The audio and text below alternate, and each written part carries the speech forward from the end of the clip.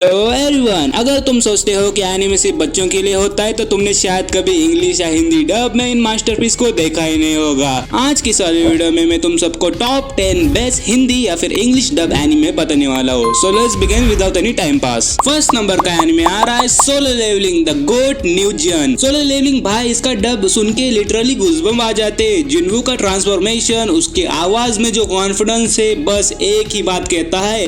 Second anime आ रही है villain saga, असली वॉरियर की कहानी। ये एनिमे एक वॉर स्टोरी नहीं, एक इंसान के अंदर से बदलने की कहानी है। थॉरफिन की जर्नी और उसके हिंदी या English dub full power pack emotion के साथ। मैं सजेस्ट करूंगा तुम हिंदी डब देखो, क्योंकि हिंदी डब में जो इमोशन उन्होंने डाले ना, फर्स्ट टाइम मुझे कोई हिंदी डब कौन से एनिमे का पसंद आया भाई। हिंदी डब तुम देखो विलन सागा का, तुम्हें भी पसंद आ जाएगा। तीसरा एनिमे आ रहा है गोस्ट स्टोरीज। गोस्ट स्टोरीज एक ओल्ड जनरेशन एनिमे है भाई। उसका डब मतलब पूरा रॉ डब है, मतलब वो जो इंग्लिश में जिन्होंने डब किया है भाई, क्या समझ के डब किया था। मतलब एक सीन है, मैं यहाँ पर दिखा दूंगा वो सीन, पहले वो सीन ही देख लो तुम लोग।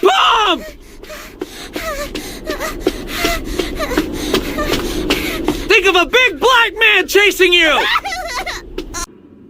Shirotabi, please forgive me for bringing you back to life. I know now that it could never work between us. As much as we wanted to, it could never be.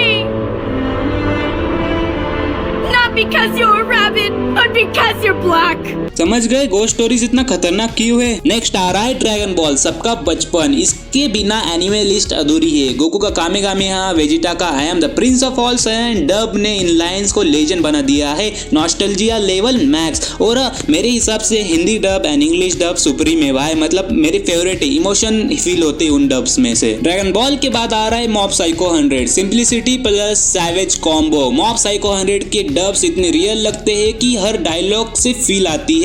जब mob serious होता है तो आवाज का tone ही बदल जाता है, peak chill. Mob psycho के बाद नारुतो आ रहा है, पेन की स्पीच इंग्लिश डब में भाई फायर है फायर। नारुतो सिर्फ एक्शन नहीं, इमोशन का भंडार है। पेन का जस्टिस स्पीच या नारुतो का I never give up, Hindi और इंग्लिश डब दोनों में इतना दम है कि सबटाइटल्स भूल जाओगे। नंबर 6 पे है वन पीस, काइजोकू और एवन नारू। शुरू में लोग कहते थे कि डब वीक है, बट अब लूफी की आवाज में जो जुनून है वो तुम्हें अंदर तक हिला देती है। इंग्लिश या फिर जापानीज दोनों ही बेस्ट है, पर हिंदी में थोड़ा सा उन्होंने काम नहीं किया यार। मतलब हिंदी डब बहुत ही बेकार है वन पीस का। वन पीस के बाद आता है डीमन स्लेयर, डब में ही जिंदगी है। तांजीरो रेनगोकू का scene, specially Muzan train arc, English dub में फुल इमोशनल डिलीवरी। डब्स ने इसका इम्पैक्ट ही बदल दिया है, पर मेरे हिसाब से English dub and Japanese dub फिर से बेस्ट है, क्योंकि हिंदी डब ने इन्होंने फिर से हक दिया था। डीमन स्लेयर के बाद आती है death note, light versus L, brain battle with boss dubs. Death note का डब काफी अंडररेटेड है। लाइट की I am justice line English में क्या ही लिखी है यार, फायर लगती है। एल का काम टोन और लाइट का क्रेजी टोन, परफेक्ट कॉन्ट्रास्ट।